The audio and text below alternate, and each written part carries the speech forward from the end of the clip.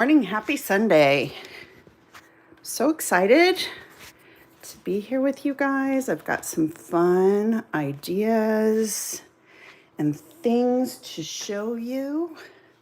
Let's get our lighting right, and we should be in good shape. Push this. It's coming.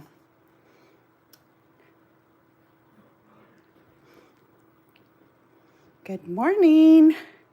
How are you? Boy, do I have some stuff to share with you today. I'm super excited to be here. Last week was a little bit kind of a little crazy because we had some technical difficulties with my phone, but I think we should be in good shape today.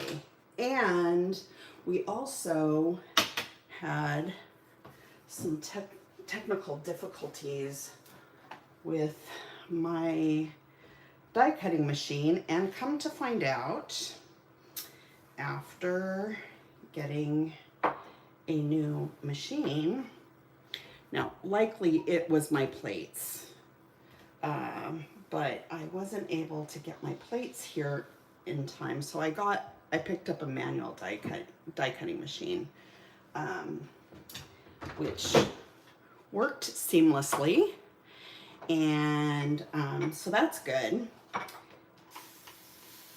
And so we're going to do some stamping today and some die cutting, lots of fun stuff. Our stamps for our September kits arrived, so I've got some fun ways to show you, some different fun ways to show you how they can be used. We're going to use our September color kit, which has some Lindy's in it. We're going to use our Alpha stamp and die set, which works seamlessly. In fact, it's so cool because you can do make your alphabet whatever color you want to using the stamp. You could even use the stamp to create backgrounds. The list goes on and on.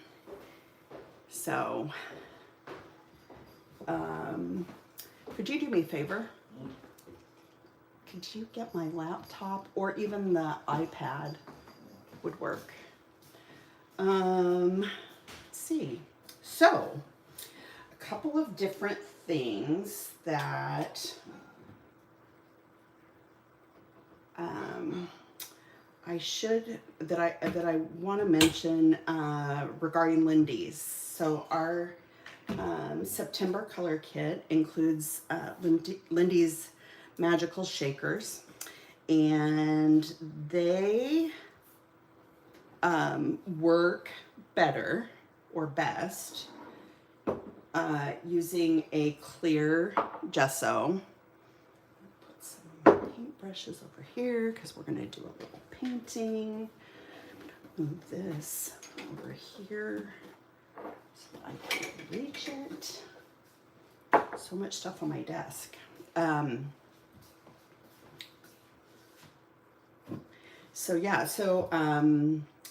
Lindy's works best with clear gesso.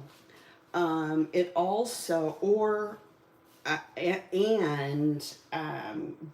the gesso that I find that works best with it is the Finnabair Art Basics. And I'm not sure why. With some of the others, the colors get muted. So you can find this on Amazon. You can find it on scrapbook.com. You can find it on Simon Says Stamp, any of those places. But this is the one that works best. And so this is the one that I tend to have on hand. and I use it for everything. There's also a white gesso by Finnabair that works, that is like the perfect choice for the Lindy's. Unfortunately, like the stuff you get at Michael's and Hobby Lobby and Joann's, it doesn't work quite as well.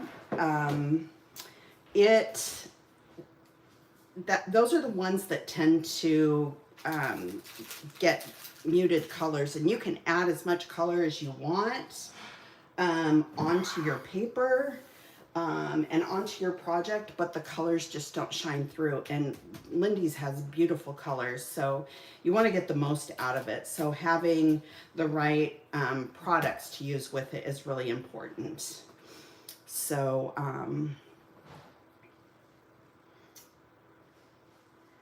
yes, let's see, where shall we start? Okay, let's start with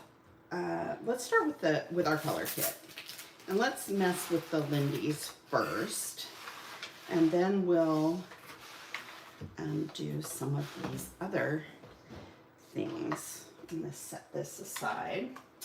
Now, I had my stamping platform on something that wasn't sturdy, and it fell off and hit the floor, and the base of it cracked. So I don't know how well that's going to work today, but par for the course. Par for the course. Okay, so I've done a couple of different things, and I have some cardstock. Let's do this. I thought we would first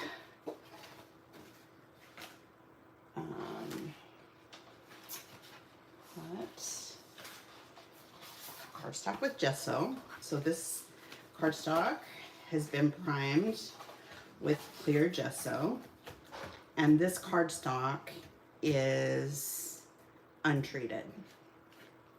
And the way that these work with gesso and without gesso are very different. Now, one great idea is to prime your paper ahead of time and stick it under a stack of like heavy books, and it won't be as warped as my paper is. My paper is a little bit warped because not only did I gesso it, I actually tried to dry it with my heat tool, and that just exacerbated the warping. But we'll get the same.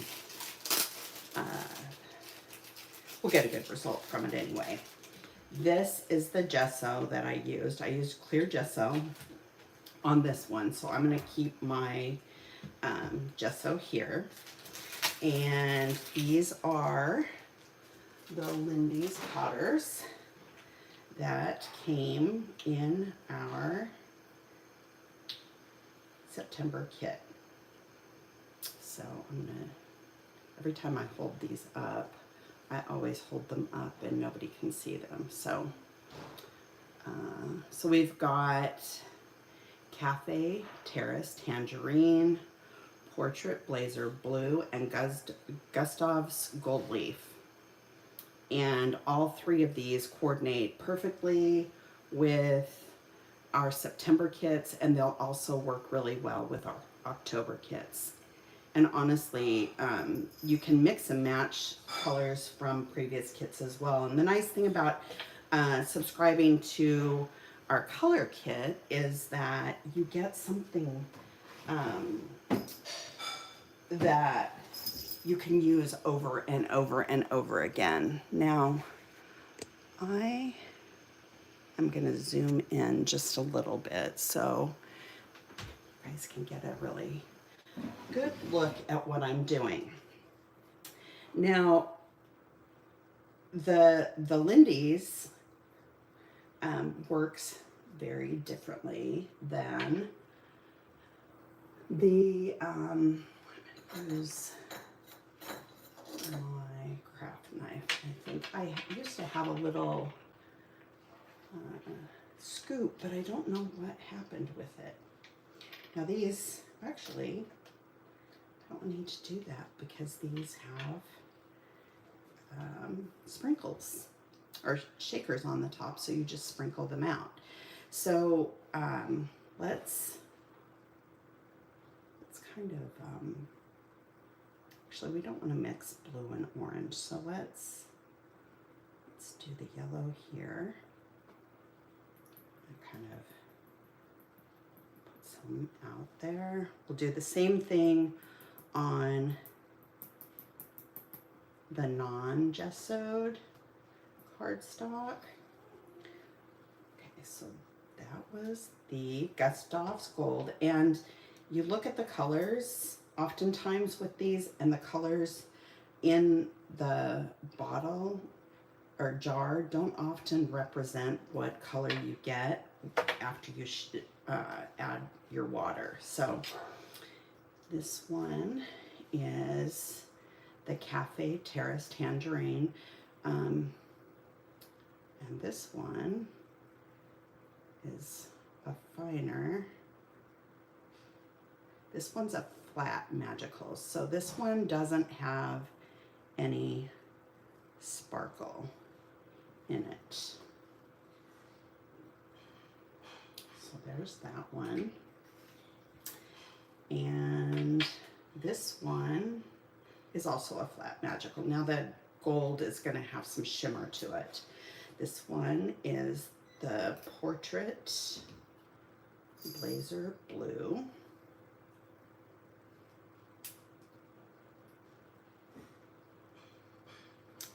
And just add a little bit of that down here. And we can add more afterwards. In fact, let's just keep these lids off so that if I want to add some more, I can do it quick and easy. Okay, so now what I'm going to do is I'm going to add some water with a squirter bottle, and you'll see the color come to life. And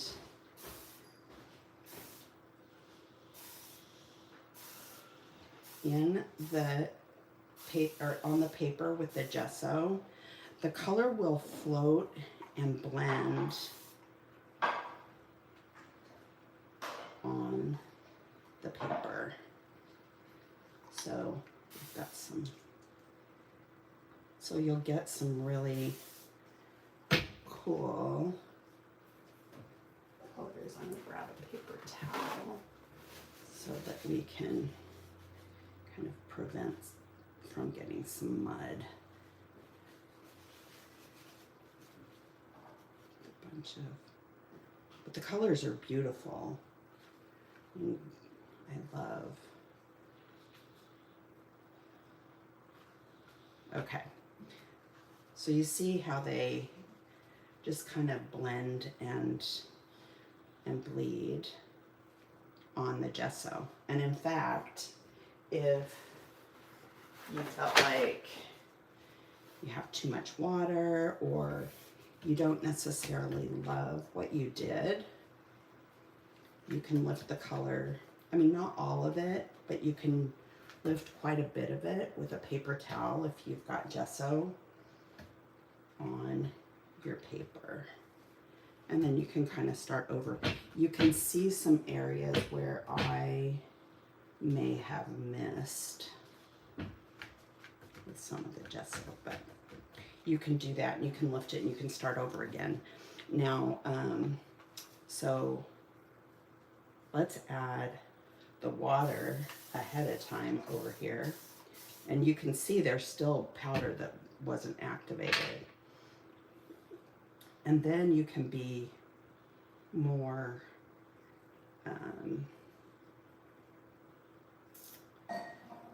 thoughtful on where you decide to add your pigment, rather than sprinkling it all over the place. So like, let's put some of the Gustav's Gold up here. Add a little bit of water. Can add some more.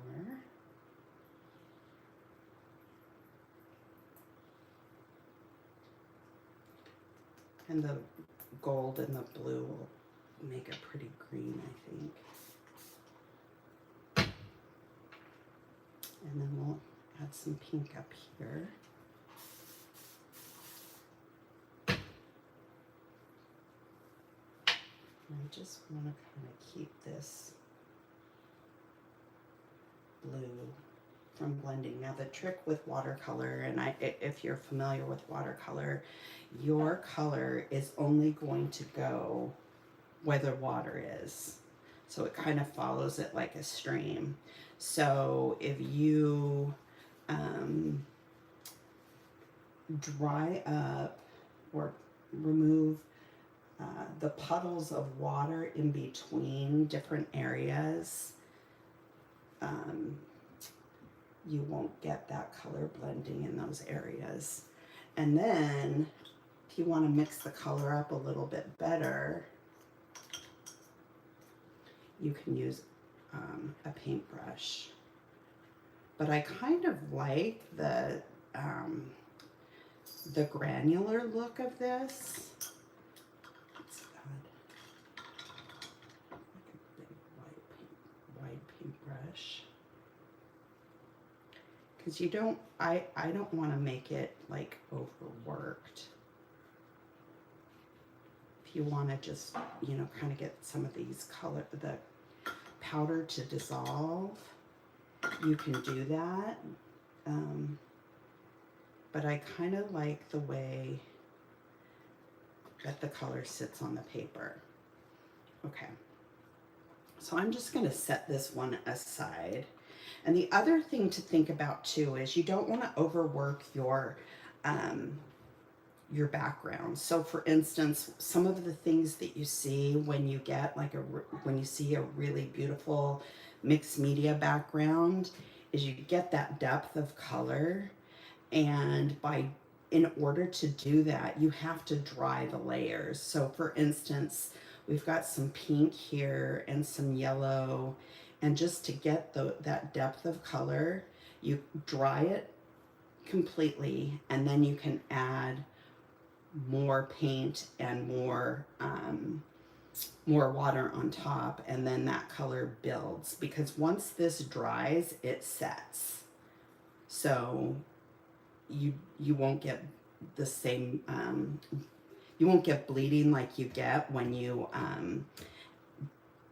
add color wet on wet, if that makes sense. Okay, so I'm just going to kind of dry these edges here just a little bit so it doesn't spill all over the place. Okay, so I am going to move this somewhere. Actually, I'm going to put it on the floor, and I'm going to hope my cats don't step on it and track it all over. Let's cross our fingers. Okay, so now this is the paper that doesn't have any gesso on it. So the thing with this is when you add your water to this, because there's no primer on it, this pigment is immediately going to sink into your paper. So it is not forgiving.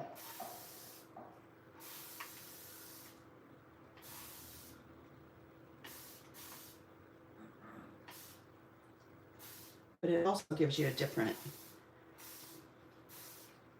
Okay, so this water bottle I got from, I think I got it from Home Goods or Marshalls or something. And I got it in the hair department, and it's kind of cool because it puts out such a fine mist. It's kind of like an aerosol, but it's not. So here we've got, grab some of the water here.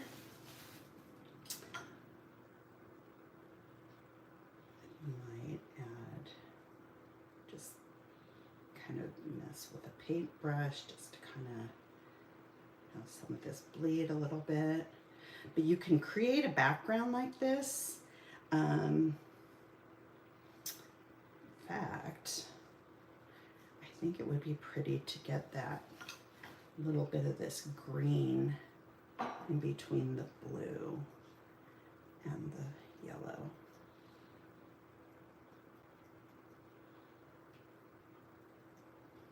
So I don't want this to be going up this way, so I'm going to kind of dry up some of that.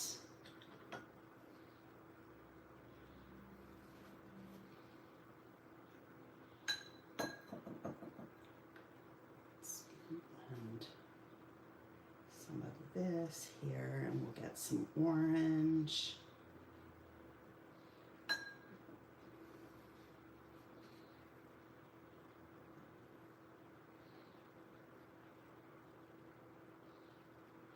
And you could do this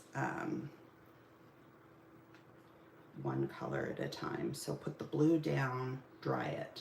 Put the yellow down, dry it. And then you don't have so much color at the same time. Let's add some more. It's funny because this says it's terracotta, but it's kind of not.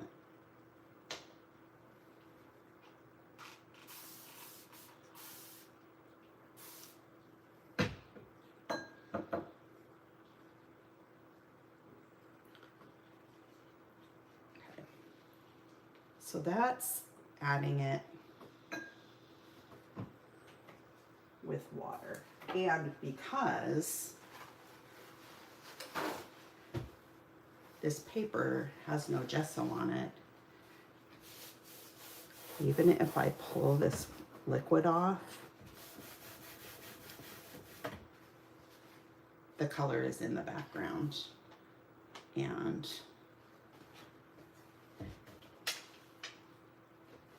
it just is how it is. Now, there's a couple of other ways that you can use the Lindy's as well. Put this one aside also.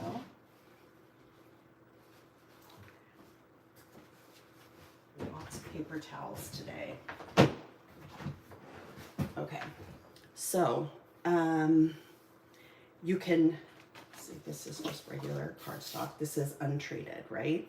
So you can paint with it, and if you paint with it, you get a different result. So let's put a little bit. Actually, I probably should have just pulled out my paint palette, but I want to grab a paper towel.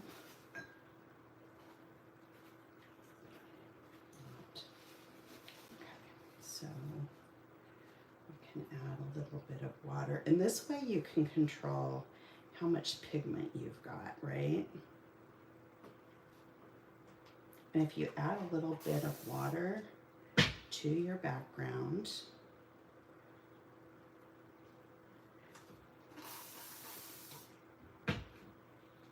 you get those softer lines, or those softer edges, because you get a little bit of bleeding that happens rather than, I almost just stuck my paintbrush in my coffee. Rather than if you have like paint strokes, right? And then let's add some yellow. We'll put this down here. A little bit out of frame with that one. Let me push this up. Okay. I want to get the blue out of brush so that we don't contaminate the colors. Now this has like a little bit of a mustardy fall color, so we're going to add a little bit of water down this way.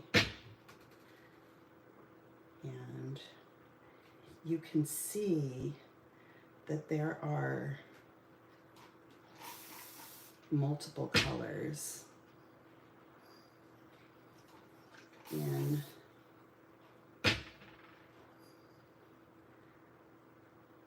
the powders.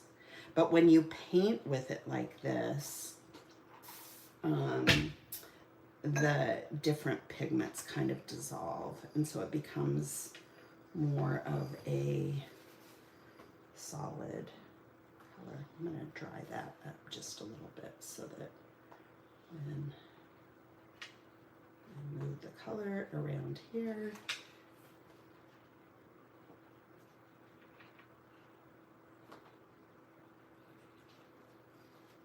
okay, so then, and this is without gesso, so you know, having some water down before you put your paint makes a big difference in how the pigment reacts on your paper. And so you're allowed, by doing that, you kind of can control the saturation of what you've got, or of your paint. So I'm going to dry this just a little, and I'm going to dry this edge also.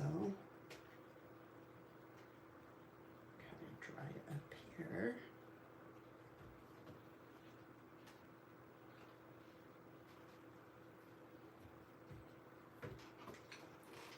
Just a little bit over here, just to see if I can get that edge to soften just a bit. Okay, so now let's see. This is the terracotta. I'm going to get the orange, or the yellow out of this. But look at, that's such a pretty fall yellow. I think it's really got that nice deep kind of an ochre color. Okay, so let's add just, oops, that was a lot. Definitely didn't need that much, but, or maybe I did. Okay, so we're gonna add some color here. We're gonna put some, because I don't want this to bleed. So I'm going to add a little bit of water there and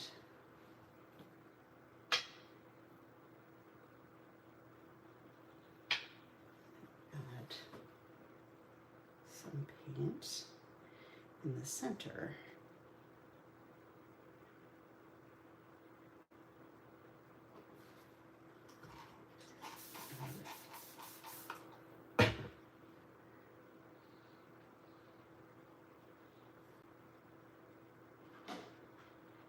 But you can see how you get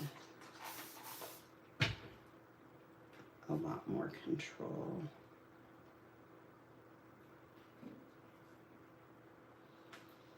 Over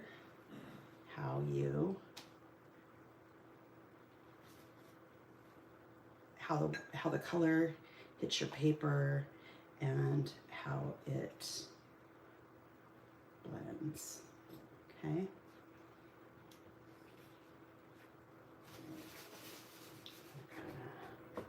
This up just a little bit so we don't get too much.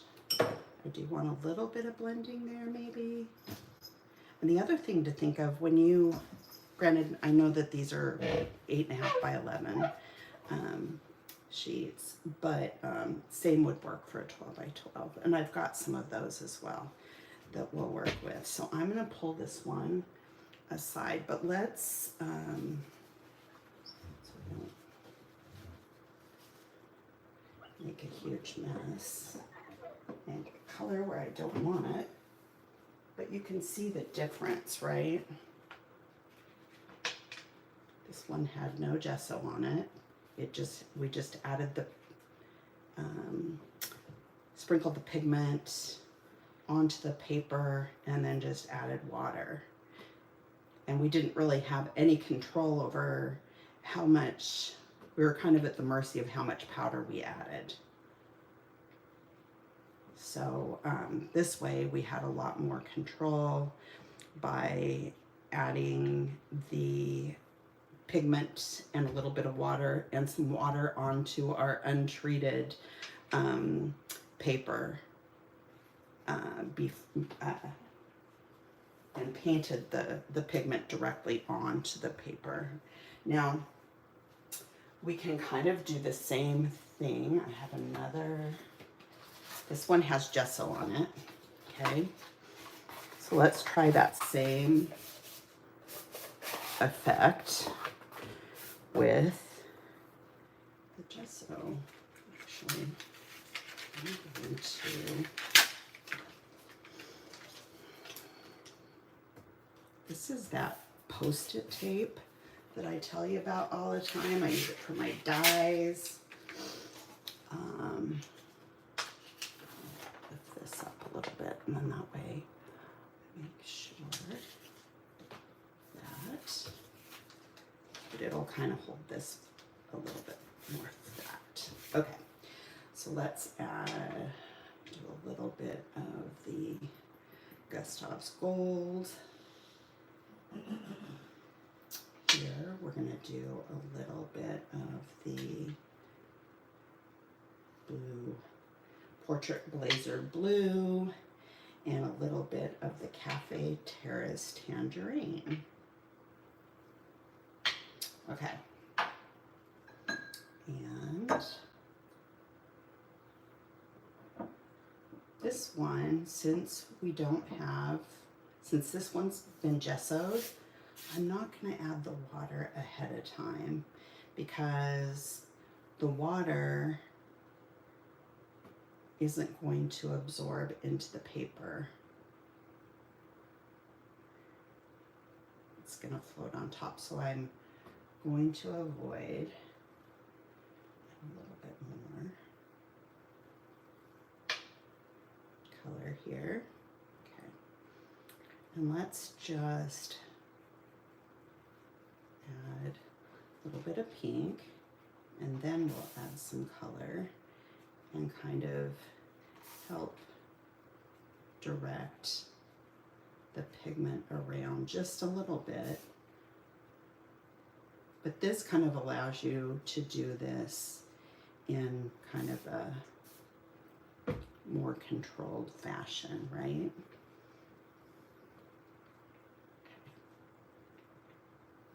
Put some little splatters,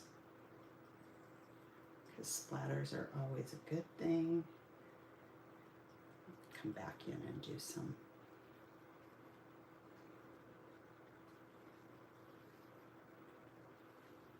And what we'll do with this one is we're going to let this one dry thoroughly after we put on this first layer, and then at the end of the video we'll come back in and add some more so you can kind of see how that works. Okay, so make sure that pink is out of this brush. And now we'll add some gold. So pretty, I think. And this is really fun if you're not like if you don't have a lot of experience with mixed media and you're wanting to give it a try, this is a great kit for that. because these are really fun to work with, and they give some really interesting effects. And you have a little bit more control with these than you do with like a mist, which we've done those before too. A little bit more color here. But we're getting some of that really pretty fall color as this blends together.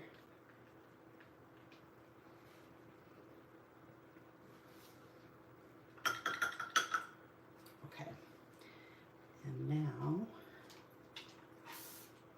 kind of run a little bit down here, blend out some of the edge here, but maybe have this one go all the way to the edge. And now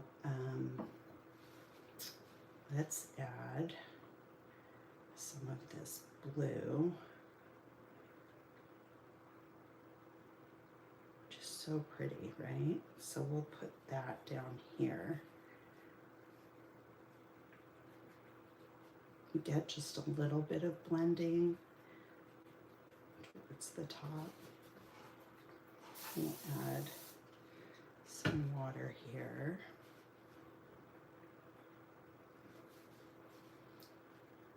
Want to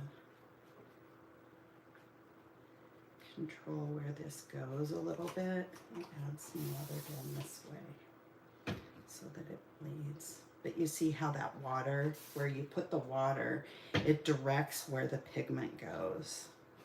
So if I dry these puddles up towards the top, we're not going to get a whole lot of blending and bleeding of the colors there. Clean this up just a little. Okay. I think I want to add just a little bit more of the gold here. This gold is so pretty. Make sure I don't have any blue there. All right. Now we're going to add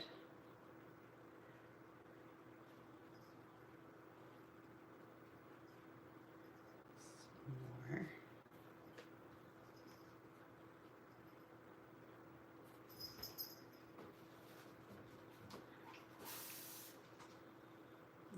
Okay. Okay. So now might get a little bit of bleeding there, but I think that that will be okay. Okay, so that's kind of how the Lindy's work. And you see the difference between the gesso and the ungessoed paper. And I'm going to set this aside, we'll let it dry, and then we'll come back and add another layer of color at the end here. Just going to kind of dry this just a tad so that it doesn't get water all over the floor. Now where I'm going to put this is a bit of a mystery. I'm going to put it on top here. Okay. All right. Now, the other thing that comes in September color kit is this super cool texture stamp. What did I do with it?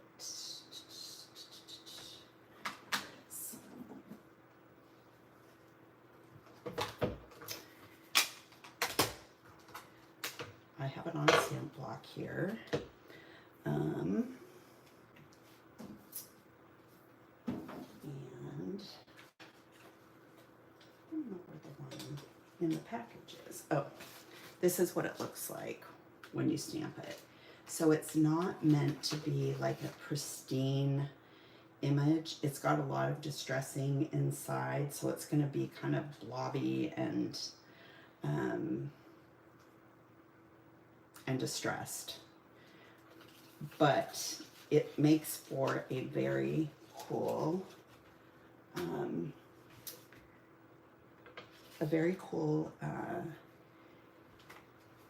image, or it allows you to get some really cool images. Now,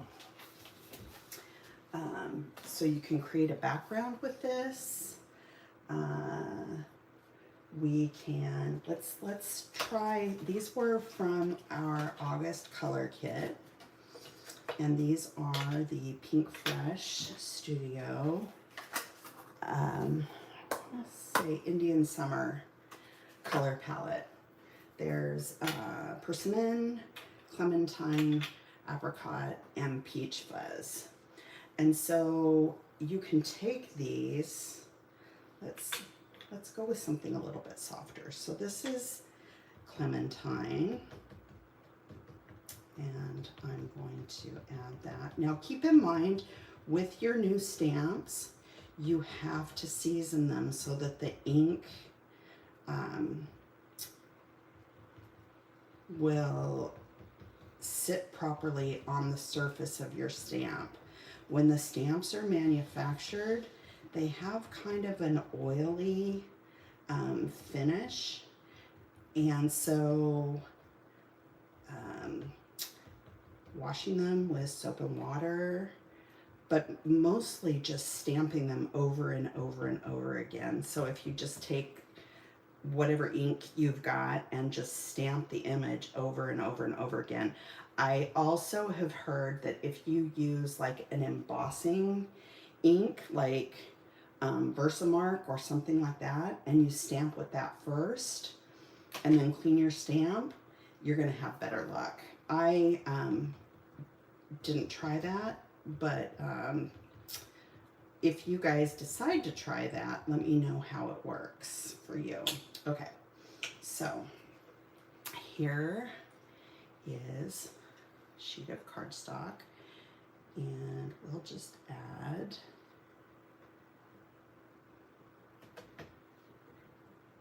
and this is a dye ink, and so it dries really fast. And that's what it looks like. Let me hold this up a little bit so you can see it better. Every time I hold things up to the camera, I always, okay, nope.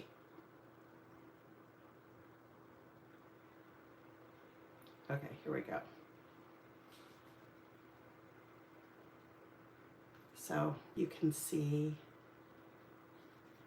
how that looks.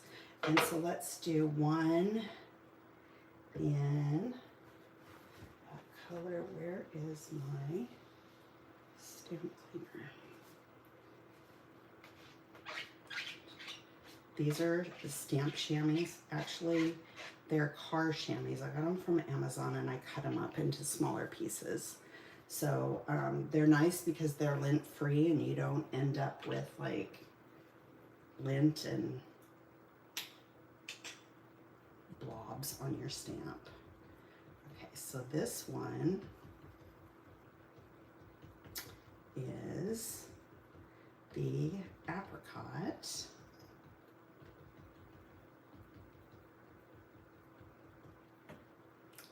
Go ahead and make sure that we've got good coverage on this. But this stamp has been seasoned, so it works really well. Okay, so I'm going to do these kind of interconnected.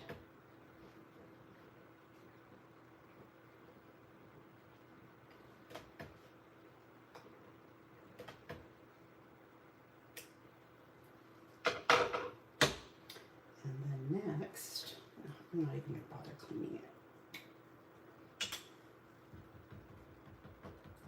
This is the Peach Fuzz, and this is the lightest color in this color grouping. All right.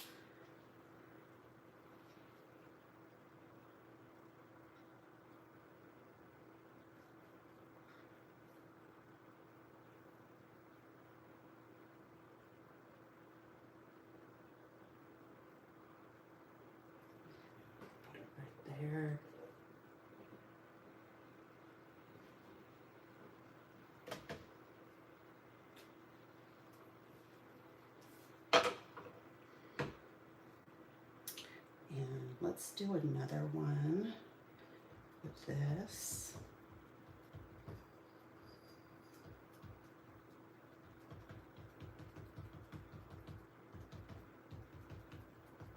So stick with me, you guys. Don't give up on me. We've got I've got some fun uses of this stamp coming up, so that I've pre-prepared for us.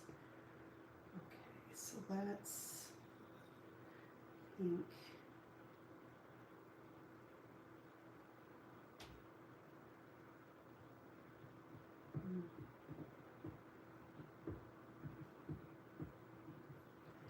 Let's put this one here.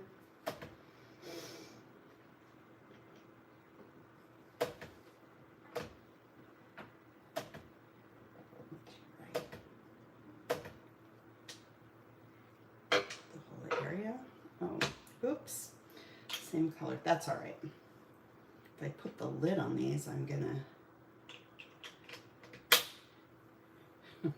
know what's what. That's all right.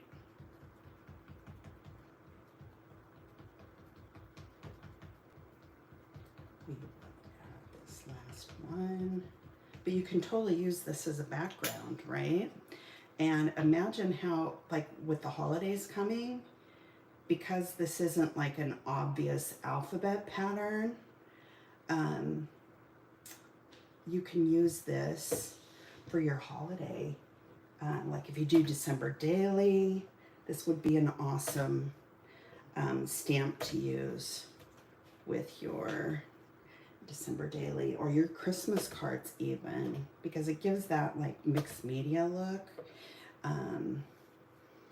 But it's not an obvious alphabet.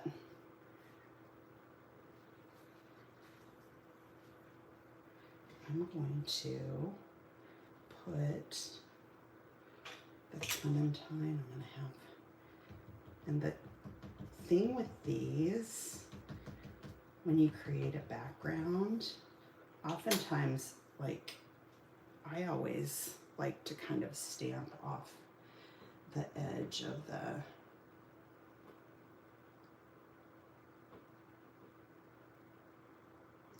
I'm not entirely,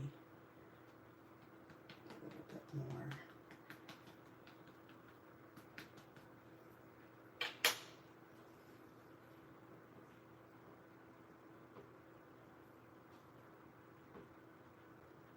So let's put that there.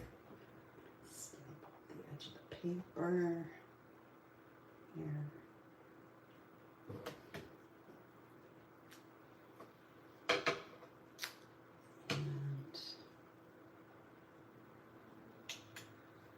Going to, now I've messed myself up. I don't know what color is what. Okay, this is the darker one. So this is Clementine. This one is Peach Fuzz. And this one's Apricot. So I'm going to use the Apricot. I am going to clean this one off because I just used the darker ink. It is quite a bit darker than these others. Okay, so let's add one last.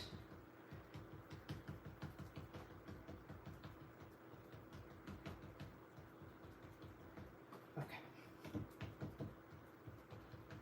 Make sure you've got everything inked well, and I'm going to put,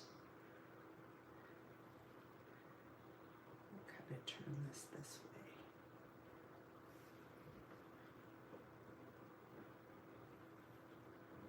way. Okay, so there you've got a background, and you can use it the way that you can do a layout with a photo here and then add some embellishments and then just leave a little bit of the stars hanging over the edge. And we might even add some mixed media to this at the end to kind of spice it up a little bit. But let's see how far we get with some of these other things. I also wanted to show you one other thing that you can do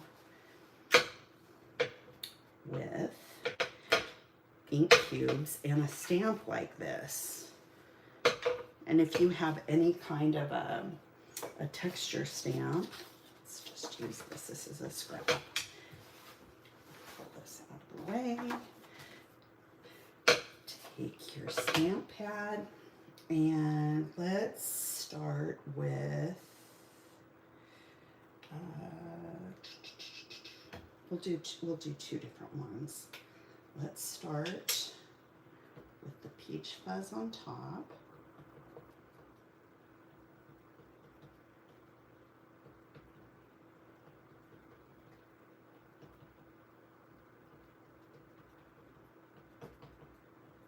Okay, so we've got some peach fuzz. Let's put a little bit of the apricot in the center. And this works okay, and I don't think you need to worry about contaminating your ink pad so much if you're staying within the same color family and you're starting lighter and going to the darker color. You know what I'm doing here. Okay, so let's do this. And you're going to get an ombre look. See how pretty that is? Just by using a combination of colors, and you can do this with like any combination of inks you've got. It works really well with ink cubes because they're smaller. So if you have mini ink pads or ink cubes in different colors, you can combine them like this. Let's take the peach fuzz out this time, and we'll start with apricot at the top.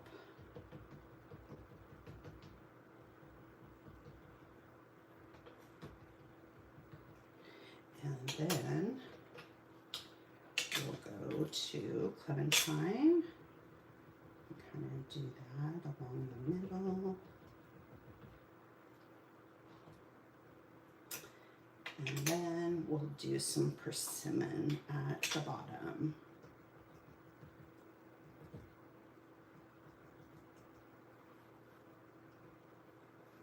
Okay. Let's see how that comes together.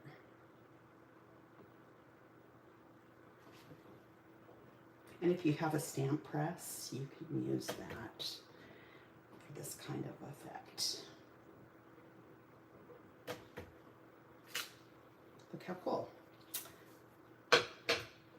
So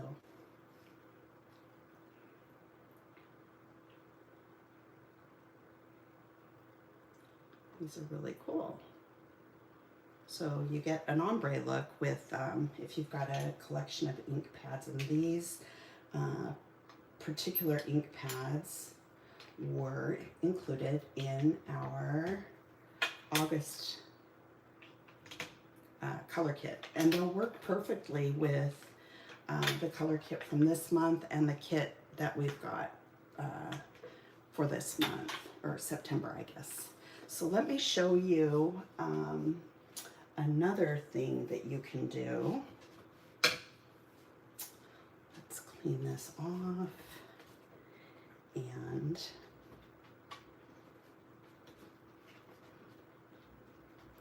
we'll just do this on a small sheet of paper as well.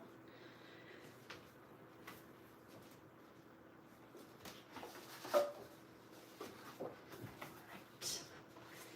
So let's use some Versamark ink. Now this is an embossing ink, and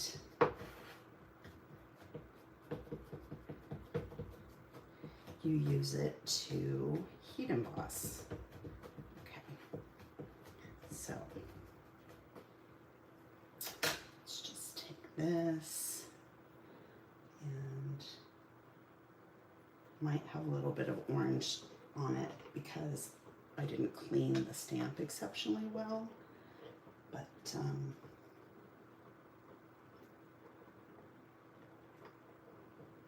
all right. So I just want to make sure that I get a good impression.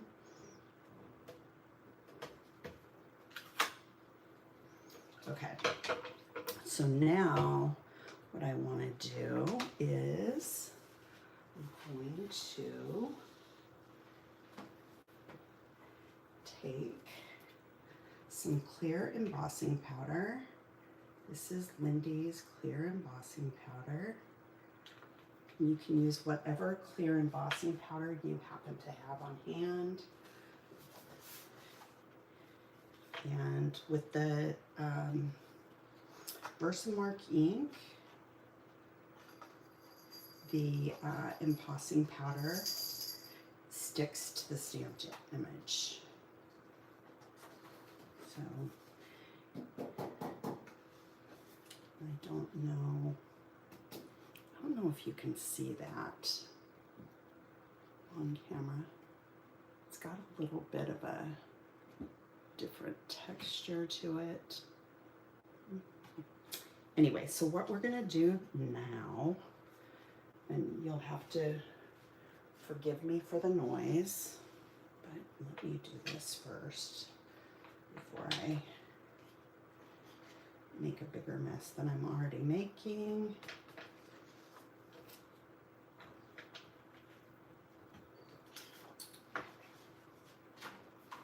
All right, so now we're going to take our my heat tool, and I want to heat it up.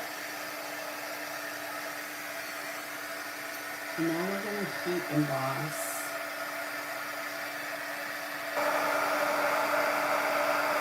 And because I've used this already today, this should go pretty quickly. Yeah, here we go. You can kind of watch the magic happen. So it goes from being like this grainy powder, and embossing powder are like these little tiny waxy granules, and it sticks to the embossing ink, and then when you heat it up, these little granules melt. Okay. I think we're good. Sure what I got there.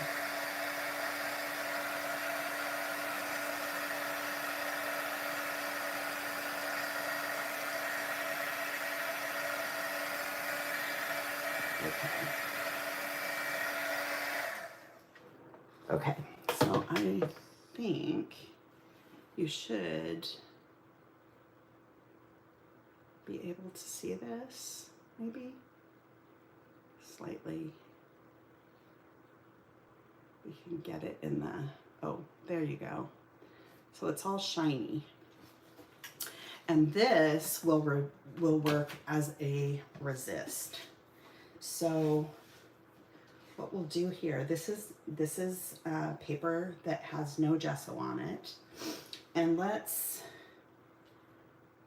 do it this way. We're gonna add some Lindy's here, and I'm gonna grab a paper towel to make sure that I don't. Okay. So this is the gold.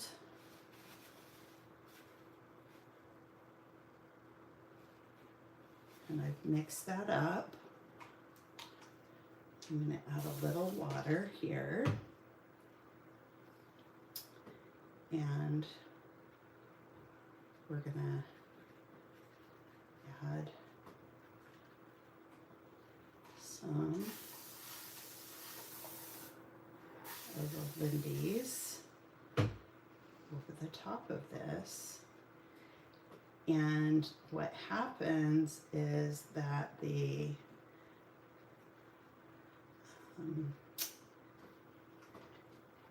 embossing powder works as a resist,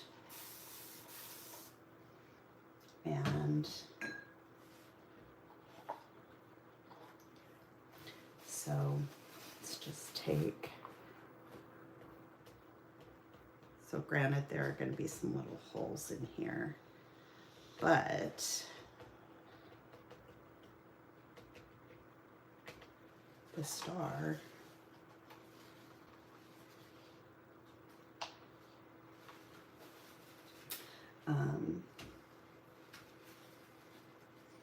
the pigment resists where the embossing powder is. And now, what if we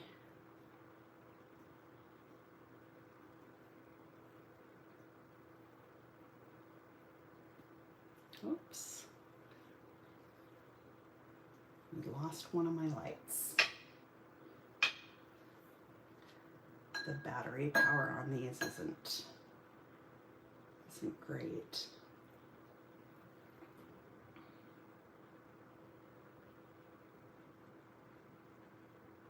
But here you'll see some of those other colors that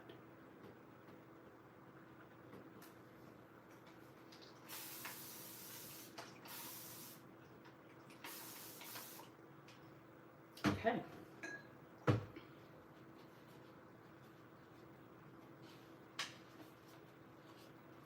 All right, so now I'm just going to take this and go over the top. And we've got a resist image. Now, I have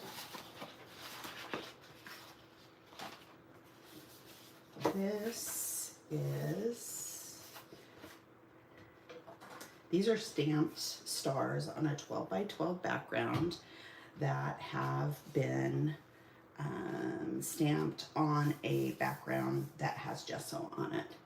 And so what I'm going to do here is I am going to add a bunch of water, and then I'm going to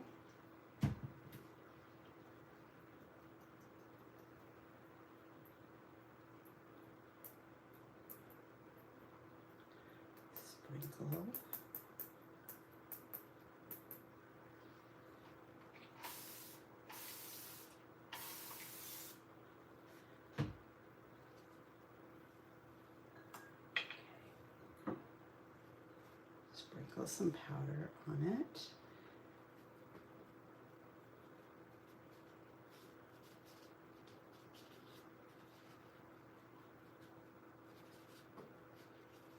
And you can see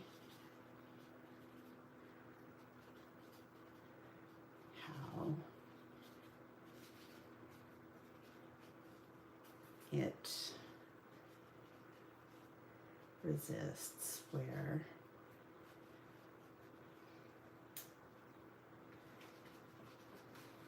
the stamped image is. Move this out of the way here.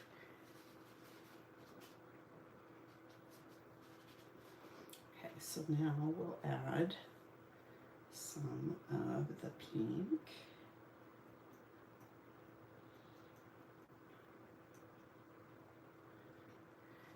A little bit more. And you can see all of the, hopefully you can see all the color. In fact, if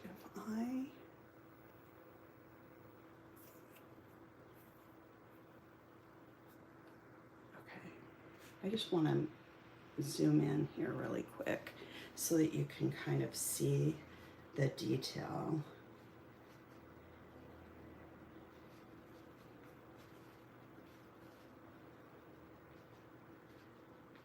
In these pigments. They're so pretty and they're so unusual, you know. find all of these extra colors. I'm going to add a little bit more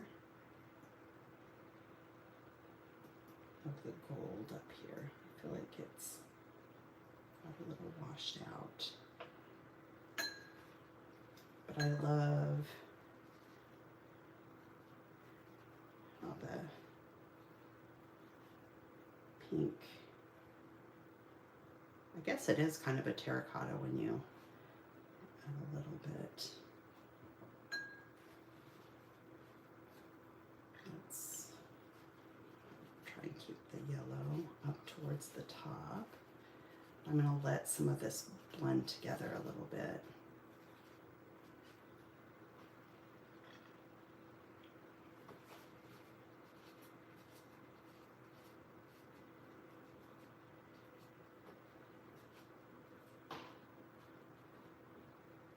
So pretty, right?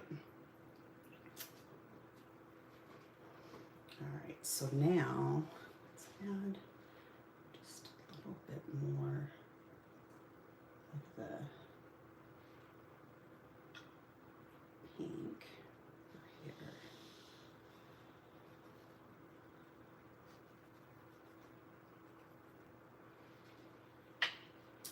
And now at the bottom, we'll add some of the blue. And the blue seems to be brighter, so I don't want to get too crazy.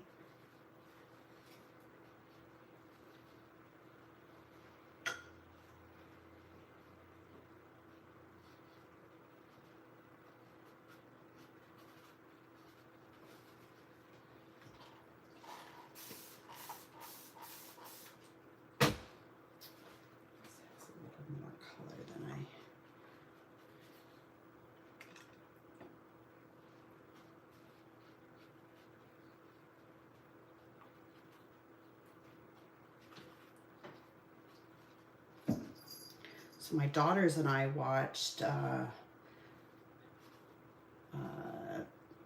what's it called? The Making of a Pop Star, or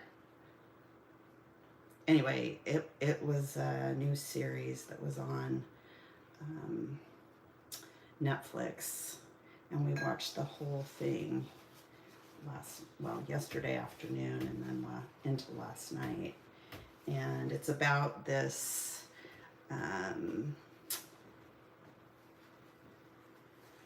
these music producers that have produced some of the K-pop bands in Korea, and they came here and wanted to use that same training type of program and create a US pop girls band. And so they brought in a bunch of talented singers and vocalists from all over the world, and they were in this training program, and all of them had different strengths. Some of them were stronger dancers, some of them had stronger vocal skills, but they trained them all, and in an effort to create a girls band, and maybe kind of like the Spice Girls or something like that. But so I'm just dabbing up some of the color on the stars here. But honestly, I could probably wait and spray that off after. But anyway, so it was very good. I don't want to say too much because I don't want to give much away, because there are some twists and turns, but very great show. Young girls, around like 18 to 20. A few were younger than that, but it follows them for a couple of years as they go through this training process. And it's really interesting. So if you're looking for something new to watch, this might be something to give a try. All right, so we're going to let this dry. I'm going to kind of blot up some of this excess on the edges here.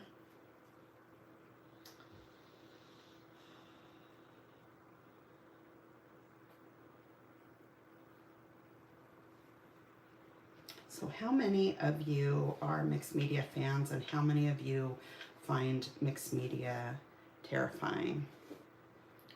Kind of like this. I think this is going to be really pretty when it dries.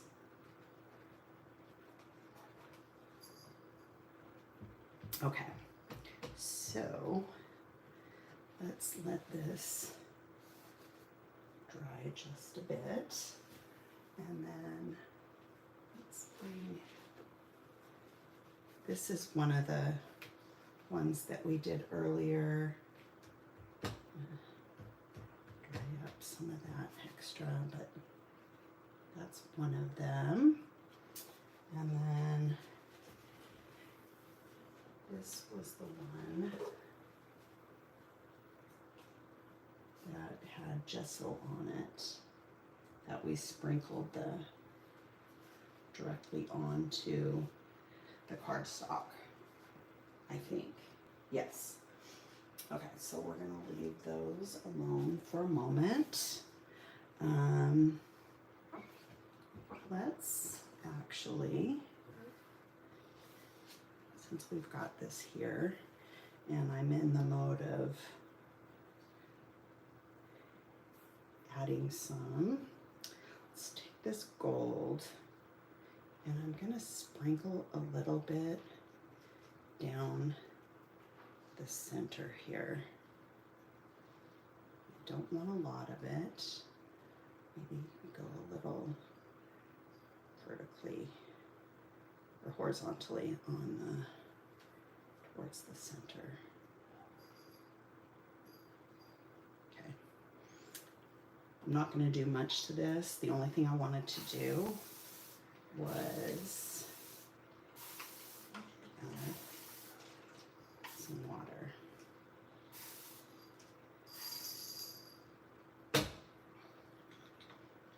And just sort of what I should have a little round brush here. I don't want to overdo too much here, but I do want to kind of blend some of this.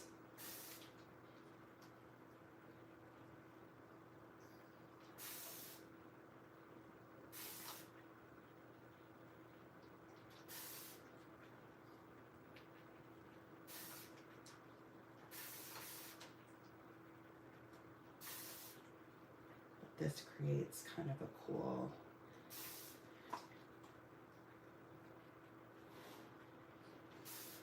background, right?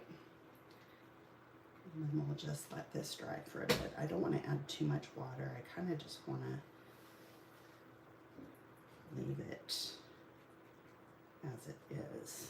Okay, we're just going to leave that alone. We're going to let it dry. It may take forever, but we'll see. Where shall I put it? I'll put it on the floor. Okay. Now,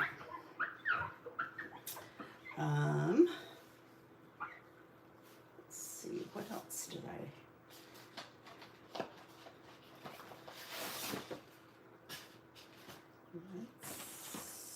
I've got another,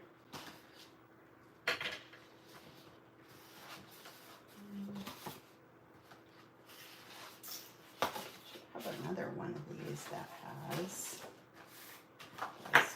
here we go. All right. Okay, here is another one.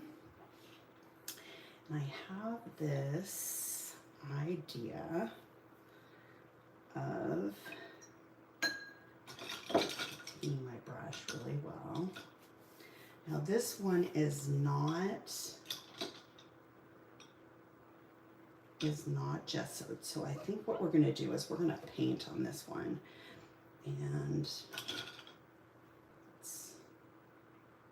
add the pink, a little bit of blue, and let's mix some colors on this one so that we can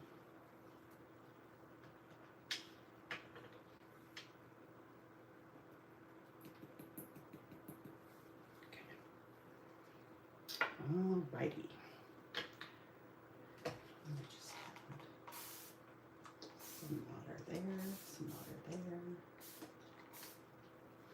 And we're going to add a mist of water, a light misting of water here, because we remember from before when we have a little bit of water, it makes it easier to add the pigment without having it have super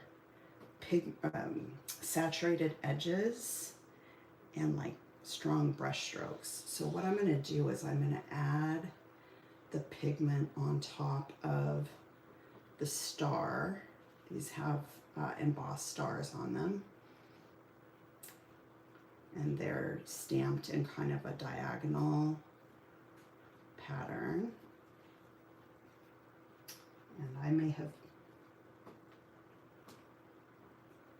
okay, so there's that one.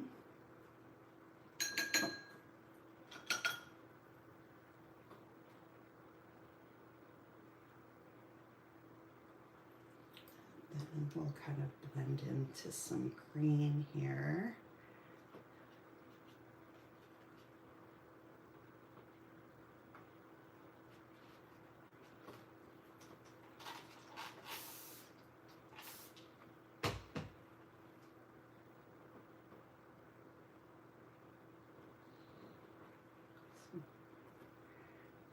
Green and teal.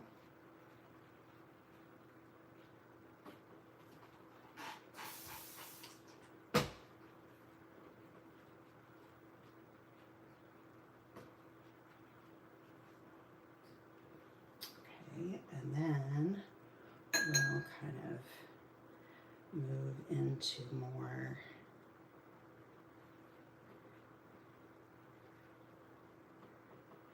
teal to blue.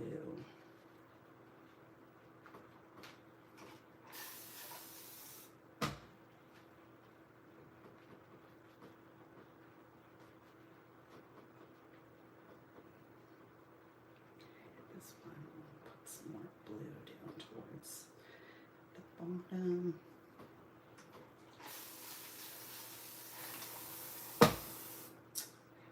Now we'll kind of mix a little bit of the blue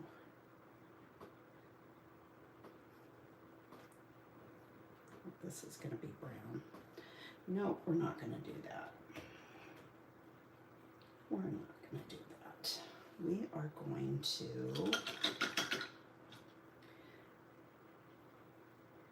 kind of dry up some of this just a little bit.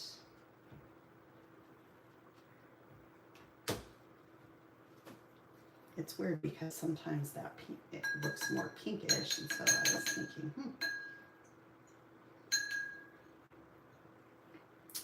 Okay, so now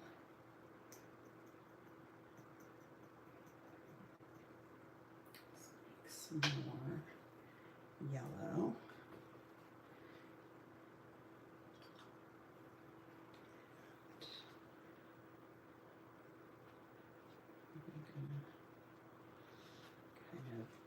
That, and now we're going to add the pink, because, or the orangey color, because the orange and the pink, or the yellow and the orangey pink, are going to make more of a reddish color and not be muddy.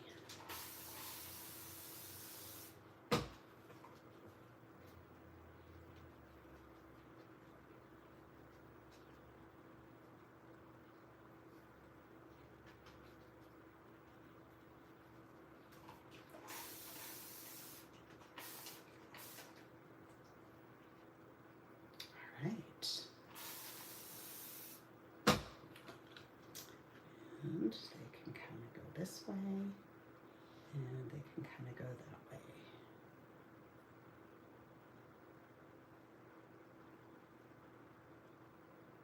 Okay. Now, I want just a little more gold at the top. So I'll add some gold there.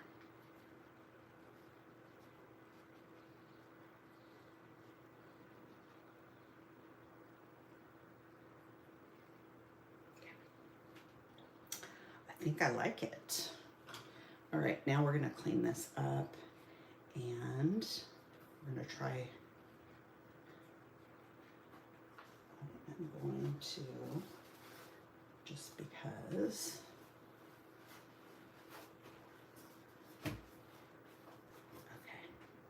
we'll let this dry, see what it looks like, and just a little bit. Now, need more paper. Let's try stamping.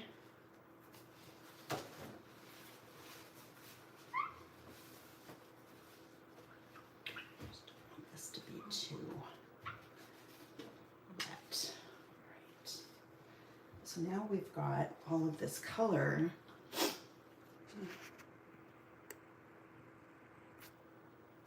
Hopefully. All right. It's a little bit better.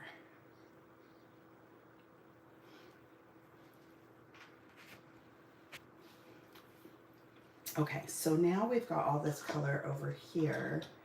And I'm gonna mix it up just a little bit better. I like my round brushes for this stuff. Okay, so, and because this isn't a super like detailed stamp, I think that you can easily use the Lindy's. Yes, I'm going to add a little bit more yellow down there. And we're going to stamp using our watercolors. This paper is not gessoed. I don't think I need this. Oh, well, it's already got paint on it, so. All right, so we're going to mix this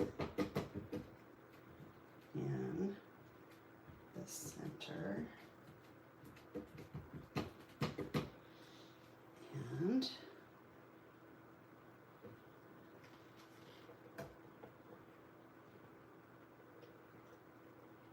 see what happens. See how cool that is? Let's use more of that.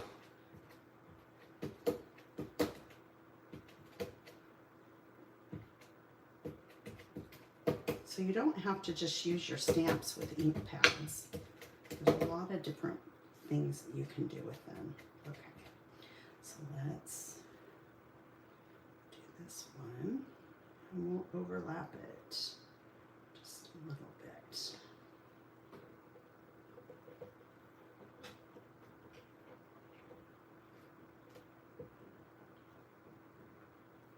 Just kind of let it sit there and let some of that pigment soak in.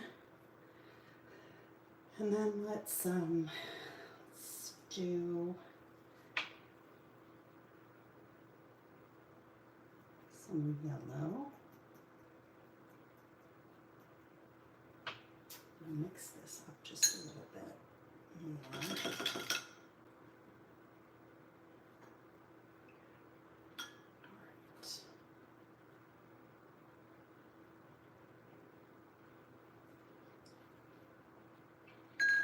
So let's add, actually I'm going to get the blue off of this.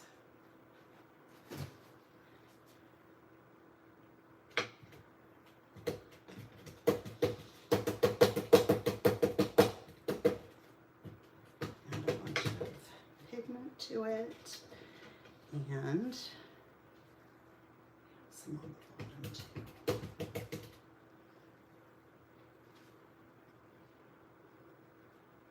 These big stamp blocks are kind of tricky. Okay, so let's lay that down. Whoops. I've got all over the place.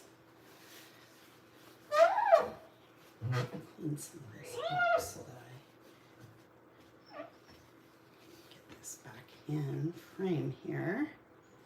All right, so there's that. You just kind of have to let it sit there and kind of absorb the ink. And when it dries, it's gonna dry and look,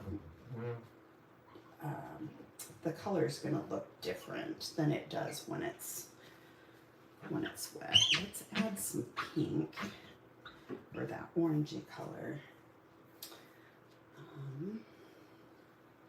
along with, we'll do some yellow here, gold, and then some of the terracotta here.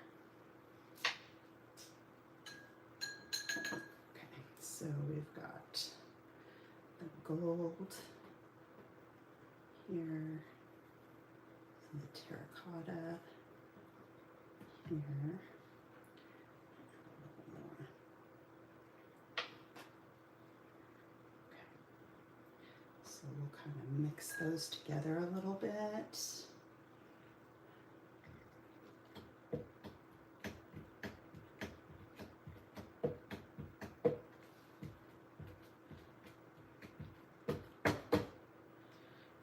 Just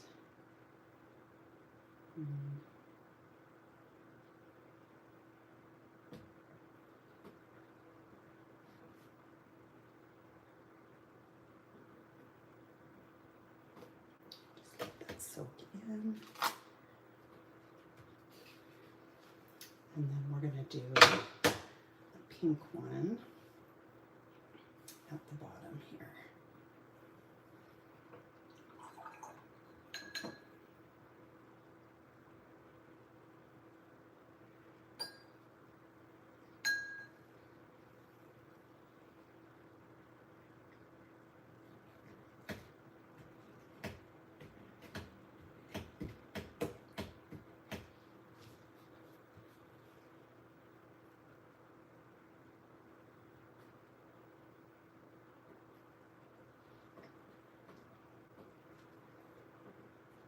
Alrighty.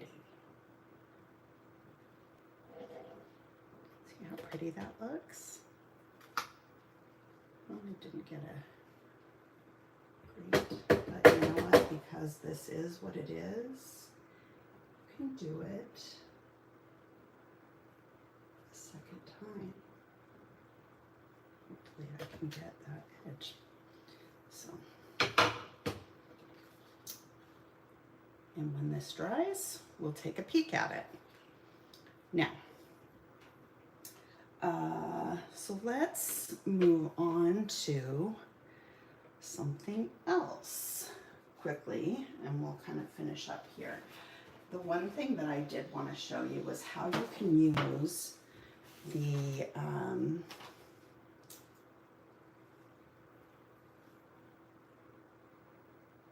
hi Kim. Hi, Manessa.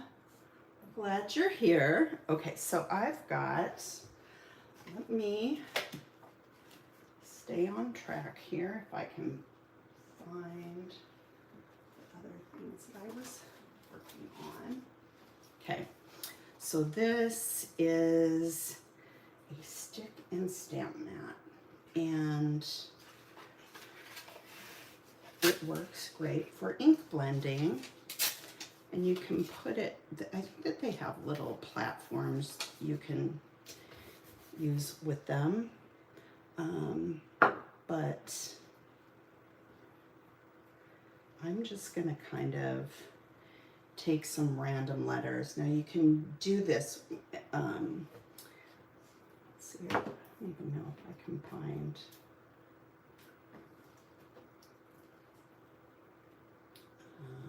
let's see.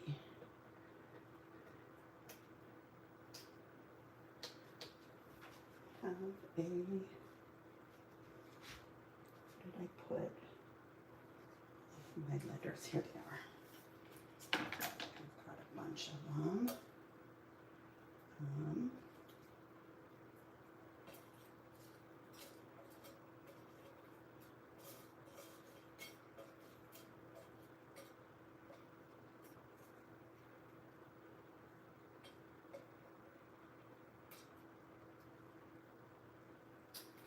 Oh.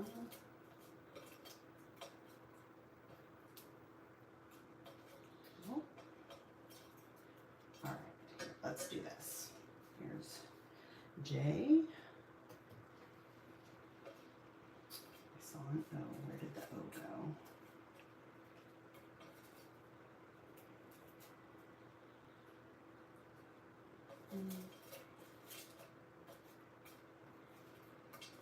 Great. Could I just? Okay, here's O. And then we saw a Y in here. I have these cut out of different cardstocks. So, okay. So one of the things that you can do with these, with your Lindy's, is you can do some ink blending with them. And then, so this, I'm just gonna pick up some of the color here.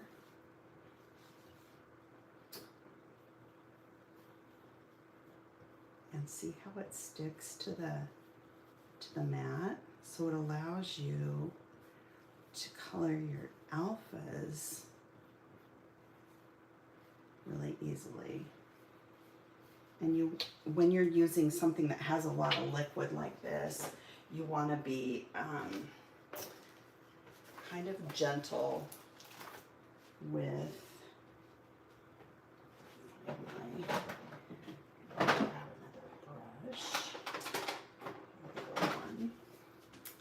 and you want to be gentle, because if you if you take water and you get your paper wet and you rub on it, it kind of destroys the surface of your paper. So when you do something like this, like using mists and inks, really, you want to be very light with your brush.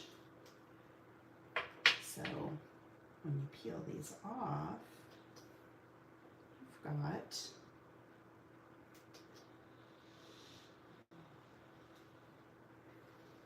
a perfectly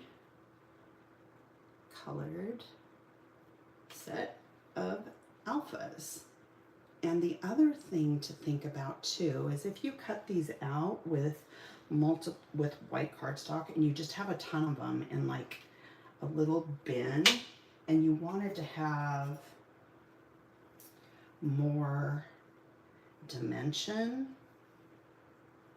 Let's see if I can find another O here. This will kind of give you, for heaven's sake, she would think that it's a G.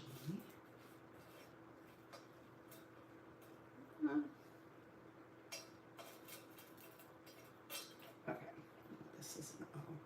But if you layer these together like this, several layers, it almost gives you that, the effect of a puffy alpha or a cardstock, or like a chipboard alphabet.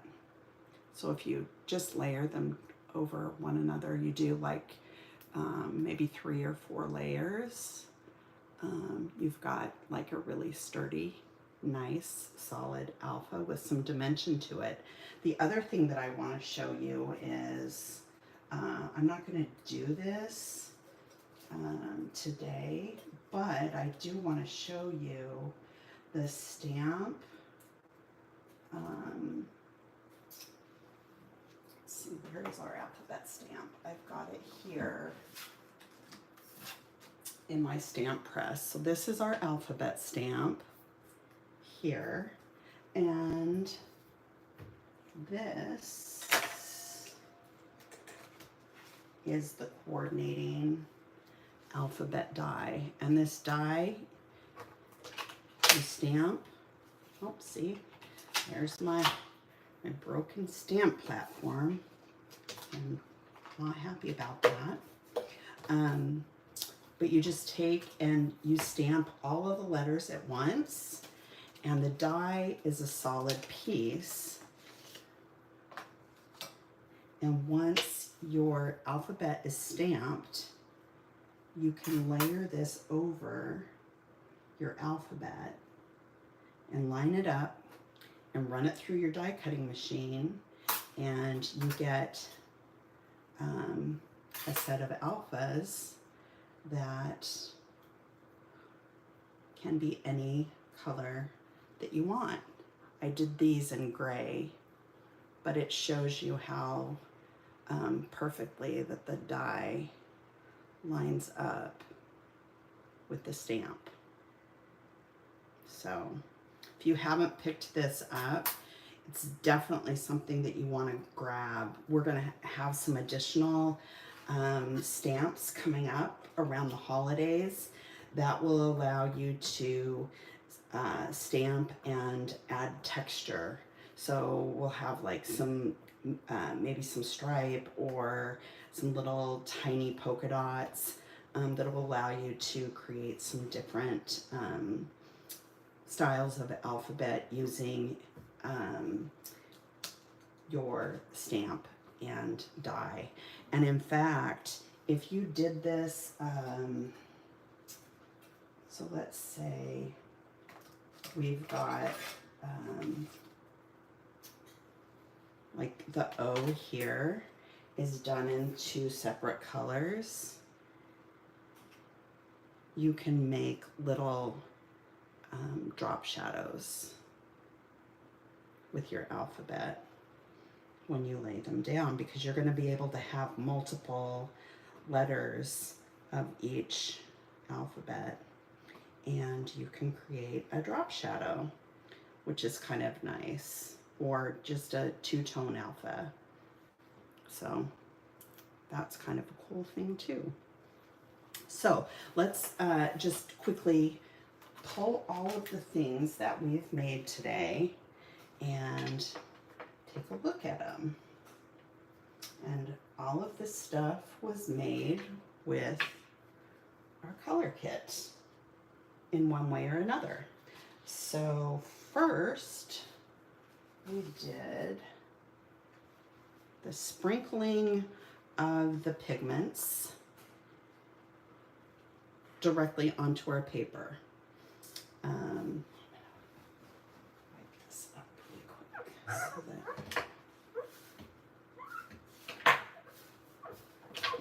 that spilling.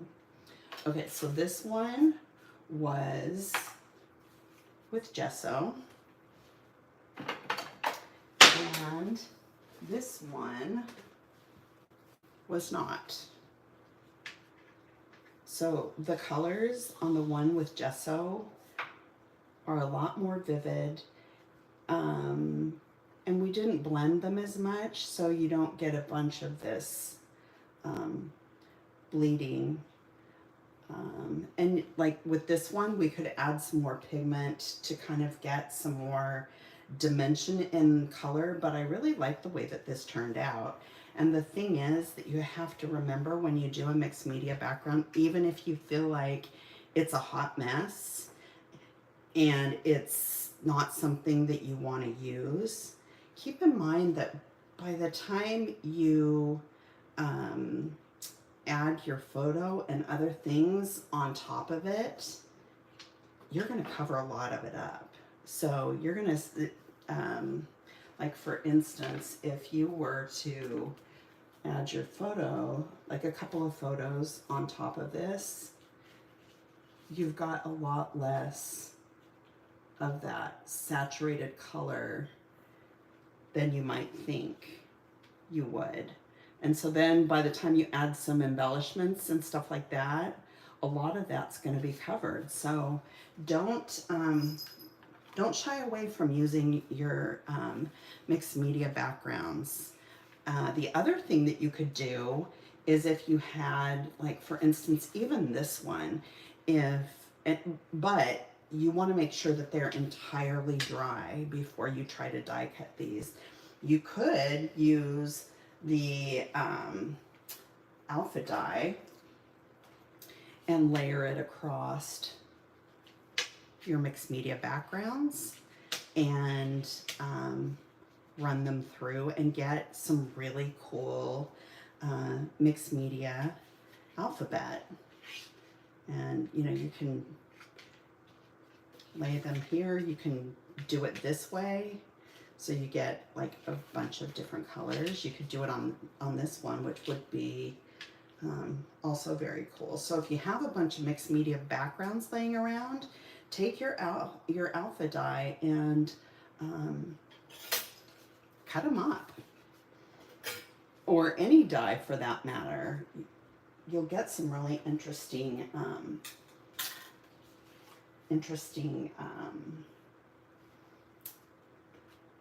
uses, or you'll find very interesting uses if you get a little bit creative. So don't throw these away, and if you have them sitting around, try and play with them. Even if you're just experimenting with your metal dyes, try and cut some of them up. I think that you'll be surprised at the little treasures that you're able to get from some of these things that are just sitting around. Okay, so then we also did, this one was, this one's with gesso, and this is the one that we painted with. So we added the pigment onto the paper with a paintbrush after, and then used some mist to kind of allow the paper to bleed a little bit. So both of these were done with gesso. And you see how the colors don't soak into the paper as quickly, so you have a lot more control over kind of being able to direct them where you want them to go, and sop them up if you like are getting some areas that might be muddy. You can kind of clean that up a little bit. This was one that we did using gesso and the paint method with just a little bit of liquid onto the paper, and you get a softer background like that. So I mean, if you look at these with just something on top of them, you know, to kind of turn them into a scrapbook page, you're going to see them a lot differently than you do when you just look directly at your mixed media page. So those are just the color washes that we did. And then we did a couple of, this one's still wet, so let me grab paper towel and I'm gonna pot some of these puddles up. Now this one we did, and this had gesso. But honestly, I like them both. And then this one we did, these are heat embossed with our star stamp, and then we added the Lindy's over the top. And we've got two different backgrounds. And again, you might think that it's something that you wouldn't use because it's like too colorful, too much, but by just adding a photo on top of it, and then you think, well, you know, you're going to have a few layers and some embellishments, you're just going to have some nice color and kind of peeking out from behind. So, you know, yeah, this one's got another little petal over here. And the other thing that I was going to show you, so since this is dry now, we can kind of clean up the stars without cleaning up the pigment around them. So it just pulls the pigment off the top of the stars. So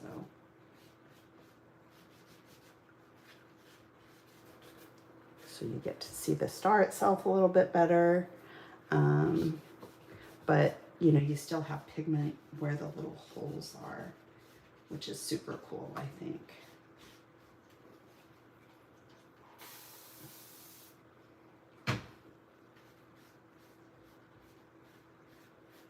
Because these are watercolor, you know, you have the ability to do that. All right, so there's that. And then same thing with this one, although, you know, I kind of like the pigment on top, so I'm gonna leave it. But anyway, so there's those, and I'll share all of these in our Facebook group. Then we also did this one. This was the first one we did, where we used some gessoed cardstock. Was this gesso? I think it was. Can't tell. Yes, this was with gessoed cardstock. So we heat embossed here and then added some mixed media around it. But yeah, and then we stamped using the Lindy's powders. And then we also ink blended with the Lindy's powders and created some alphabet. Let's see. Did I have anything else that we did? Oh, yep. This one. And this one isn't dry yet, so it still looks a little wacky. But this one we used the inks from our August color kit and stamped using our star stamp, and then we added some of the Lindy's powders and kind of did a watercolor wash over the top of it.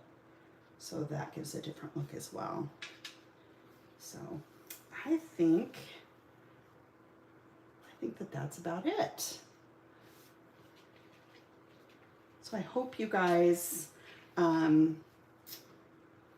are excited about these products. If you haven't had a chance to visit our website and pick them up for yourself, go ahead and do that. Our website is www.hipkitclub.net, and you can place your orders.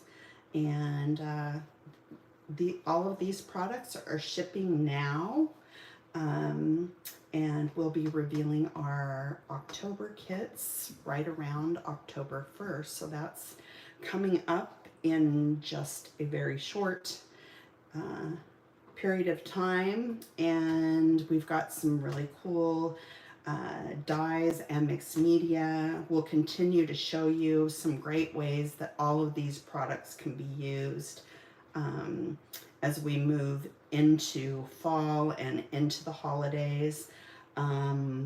We've got a really cool, I will show you this, and next week, if you join me, I'll show you how how this works, but it's a little postage stamp die, and it will cut out all of these. Well, here, let's just do this because I can do it really fast, and then I'll expand on this next week.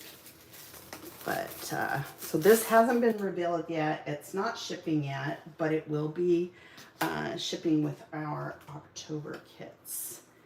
And let's see here.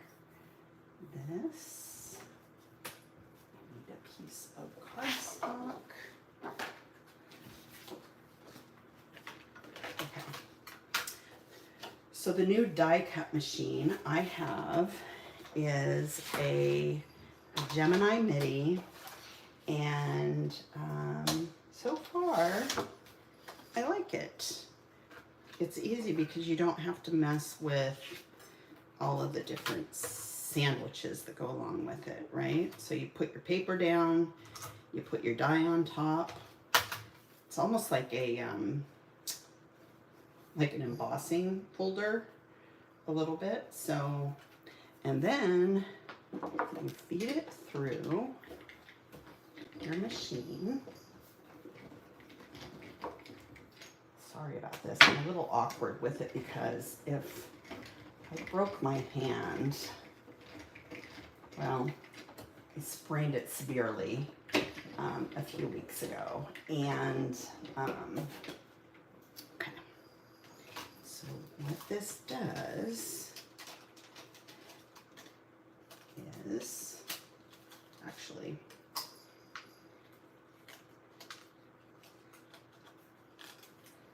this, hang on, I'll put it on.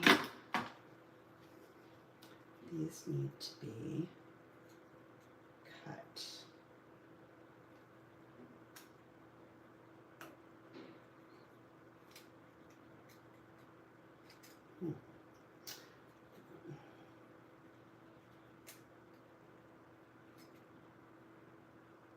So it has a bunch of extra pieces, but we want to make sure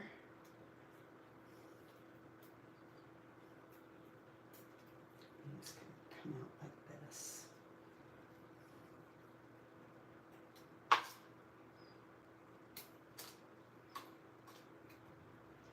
But you want to trim these little edges off because they will leave marks on your die cuts if you just let them sit there like that.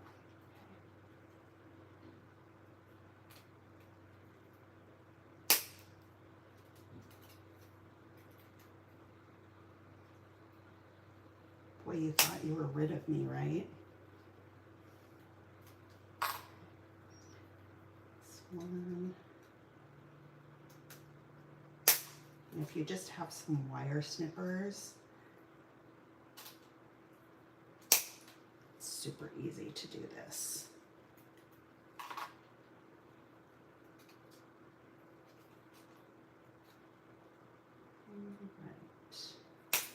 Right. Okay, now let's do this again. Because this is how this is supposed to work. But then you get a bunch of little pieces that you can add to it. So, paper, die, and off it goes through the die cut machine. So we've got lots of really cool dies and stamps and things that are going to lend themselves really well to all of your holiday projects. So, and it starts with our September stuff. Let's see. Okay, so here we go. Now, it breaks this up into a little grid,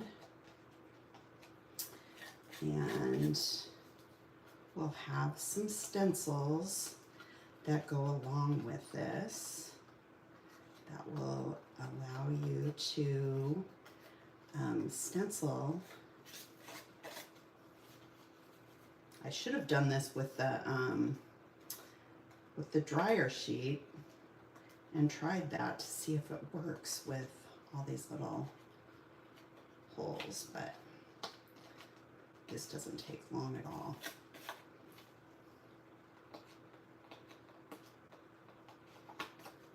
But in essence, what it does is it's created a little postage strip, or a bunch of like a collage of postage stamps. And it's sized perfectly for a card or a pocket life page, or you could use it on your scrapbook page. You could stitch these if you wanted to, these little holes.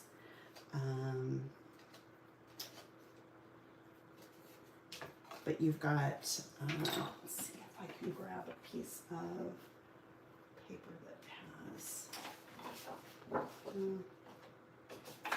solid background, so you can see how pretty that is. So this is what it looks like.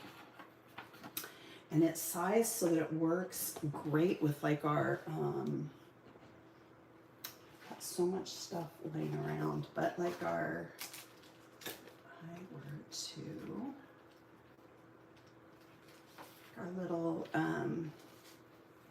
make little vignettes with our puffy stickers inside here. You could add like a little thumbnail photo and a title. And then in addition to that, we'll have some stencils that go with this, but you've also got other little bits and pieces that you can add to create layers on top of them as well. So lots and lots and lots of different ideas. Here's a triangle. So this die will be available with our October release. So stay tuned for that. And we have some other awesome dies too. So color kits, you name it. We've got lots and lots and lots of cool things. So I think that I have probably completely overwhelmed you today. But this will be available for replay. So if you have parts of it that you want to watch more closely or watch over, you can do that. Head over to our website and grab your September kits now, and then we'll ship them to you, and then you can play along with our design team as they create amazing projects using all of these fabulous products that we have for you. So these are just a few of the things you can do with them. The list goes on and on and on, and I'll continue to share some fun ideas with you in the weeks to come.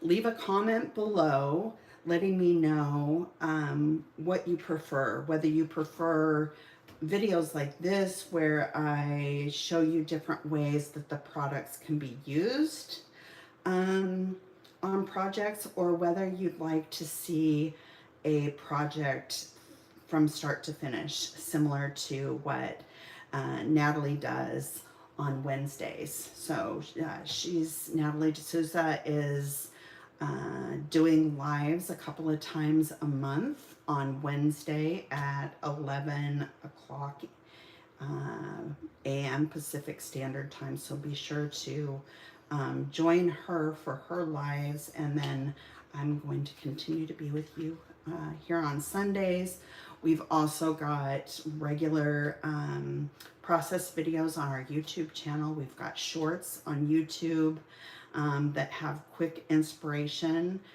for you, so you can access those on both YouTube and on our Instagram. So if you haven't already, be sure to like my video and subscribe and hit that notification bell, and then you'll get notified every time we add new content, because you don't want to miss any of it. Tons and tons of inspiration for you every single day. So the other thing too is be sure to join our Facebook group. It's a super friendly community, and we share projects there. And you can meet other people from all over the globe that are passionate about paper crafting, scrapbooking, card making. It's a great way to share your projects that you're creating, and also to share ideas and tips and tricks and that kind of thing. So if you aren't already a member of our Facebook group, you want to be sure to do that. And I will include the link to our Facebook group, our website, all of the products that I used in the description below. So want to thank you all for joining me, and I look forward to seeing you all next week.